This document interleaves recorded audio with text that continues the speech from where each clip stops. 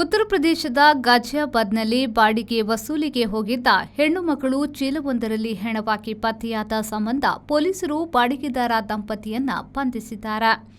ಗಾಜಿಯಾಬಾದ್ನ Rajnagar extension ಅವರ ಬಹುಮಹಡಿ ಕಟ್ಟಡದಲ್ಲಿ 2 ಬಾಡಿಗೆ ವಸೂಲಿಗೆ ಹೋಗಿದ್ದ 32ರ ಮಹಿಳೆಯು ಬ್ಯಾಗ್ವೊಂದರಲ್ಲಿ ಶವವಾಗಿ ಪತ್ತೆಯಾಗಿದ್ದಾರೆ. ಗುರುವಾರ ಈ ಸಂಬಂಧ ಗಾಜಿಯಾಬಾದ್ ಪೊಲೀಸರು ಅಜಯ್ ಗುಪ್ತಾ, ಆಕೃತಿ ಗುಪ್ತಾ ಎಂಬ ಬಾಡಿಗೆದಾರ ದಂಪತಿಯನ್ನ ಬಂಧಿಸಿದ್ದಾರೆ. ಬಾಡಿಗೆದಾರ ದಂಪತಿಯ ಮನೆಯಲ್ಲಿ ಚೀಲದಲ್ಲಿ ತುಂಬಿಸಿಟ್ಟ ಮಹಿಳೆಯ ಶವ ಸಿಕ್ಕಿದೆ. ರಾತ್ರಿ 11:15 ಗಂಟೆಗೆ ಪೊಲೀಸರಿಗೆ ದೂರು ಸಿಕ್ಕಿದೆ. ಕೂಡಲೇ ಪೊಲೀಸರು ಬಹುಮಹಡಿ ಕಟ್ಟಡಕ್ಕೆ ಹೋಗಿ ಹುಡುಕಾಟ ನಡೆಸಿದ್ದಾರೆ.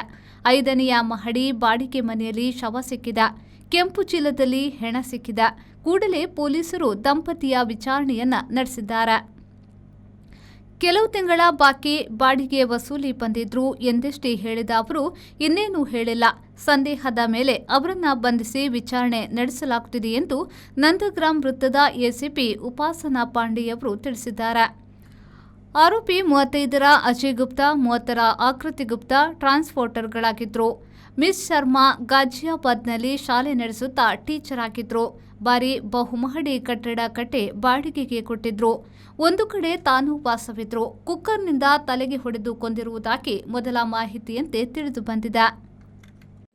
दिनांक 17/12/2025 समय लगभग 11:15 बजे थाना नंदग्राम पर पीआरबी द्वारा सूचना प्राप्त हुई कि औरा शुमेरा सोसाइटी में एक मर्डर हो गया है। मौके पर थाना नंदग्राम की पुलिस पहुंची और जांच और पूछताछ से पाया गया कि उमेश शर्मा की पत्नी दीपशिखा शर्मा निवासी M105 औरा शुमेरा सोसाइटी राजनगर एक्सटेंशन अपने दूसरे फ्लैट पर किराया लेने गई थी। F506 औरा शुमेरा सोसाइटी राजनगर एक्सटेंशन और जब देर रात तक वह नहीं लौटी तो उनकी मेट को शक हुआ और वह उस फ्लैट में गई और उनकी संदिग्धता के आधार पर उस घर की तलाशी ली गई, जहां पर एक लाल बैग में दीपशिखा शर्मा के शव को बरामद किया गया है। उन किराएदारों के नाम अजय गुप्ता व आकृति गुप्ता है।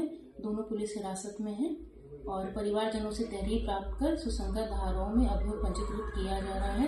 अनावश्यक वैधानिक कार्रवाई में लाई जाएगी। मौके पर शांति एवं कानून व्यवस्था कायम।